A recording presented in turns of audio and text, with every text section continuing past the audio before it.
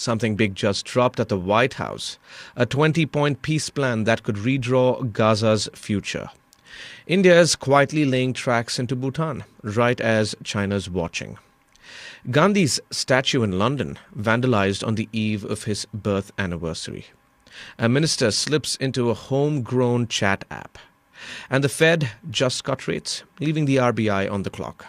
5 stories, one thread: power, peace, and the battles of who gets to shape them. Good morning. Welcome to Top of the Morning by Mint. I'm your host, Nelson John. This is your smart daily briefing on what matters. From big moves in business to headlines shaping India and the world, we cut through the noise so you start your day informed and ahead. It's Tuesday, September 30th. Let's get started.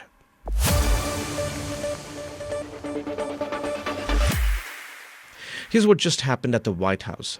Trump unveiled a 20-point peace plan that could end the 2-year Gaza war. Netanyahu was standing right there when it dropped, visiting Washington specifically for this moment. The big picture? Israel accepted it immediately. Hamas, well, hasn't responded yet. And the silence speaks volumes. Let's break down what's actually in this thing.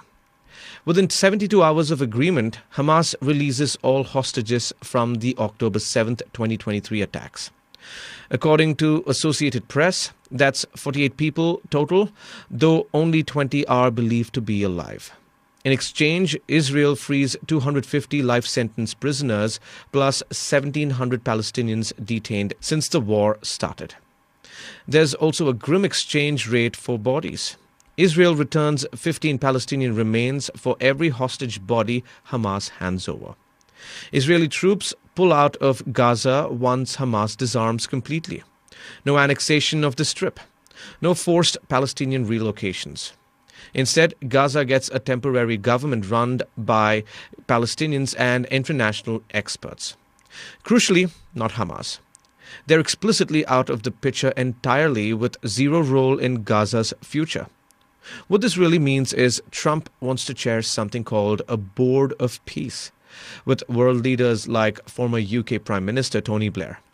Think of it as international oversight while Gaza rebuilds from scratch. It's ambitious, maybe even unprecedented. The catch here: Israel maintains a security perimeter presence inside Gaza. Well, that's a diplomatic buffer zone. Well, they're not completely leaving Palestinian territory, which could be a sticking point. The proposal essentially creates a technocratic Palestinian committee to handle day-to-day public services. No politics, just governance. Meanwhile, the U.S. promises to facilitate long-term dialogue between Israelis and Palestinians about actual coexistence, not just temporary ceasefires. But will Hamas bite? That's the trillion-dollar question.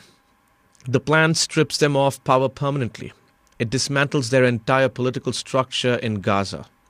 For a militant group that's controlled the territory for years, this isn't just a ceasefire. It's political extinction, a surrender. The clock's ticking, world's watching, and 20 hostage families are holding their breath. India just announced 2 railway lines to Bhutan, costing 4,033 crore rupees. And this isn't just about trains. Here's the thing. China has been building railways across Asia for years. Now India is making its counter-move in the Himalayas.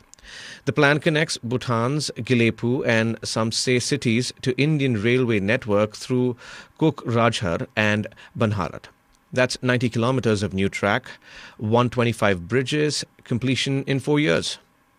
India is the largest trading partner of Bhutan, and most of the export-import trade is done through Indian ports, Railway Minister Ashwini Vaishnav said. Good seamless railway connectivity is critical for Bhutan's economy. What this really means is access. Landlocked Bhutan currently depends entirely on roads. These rail links unlock India's massive rail network, giving Bhutan faster routes to seaports and connections to Nepal and Bangladesh. Gilepu isn't just random either. Bhutan is building an autonomous economic hub there with full executive and judicial powers. India is backing it completely. Small country, big geopolitical implications. Just days before Gandhi's 155th birth anniversary, vandals spray-painted graffiti across his memorial statue in London's Tavistock Square. The timing couldn't be worse. Here's what makes this particularly offensive.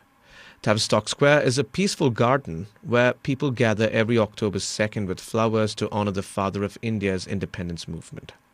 Some deliberately chose to deface a peace advocates memorial in a garden dedicated to peace.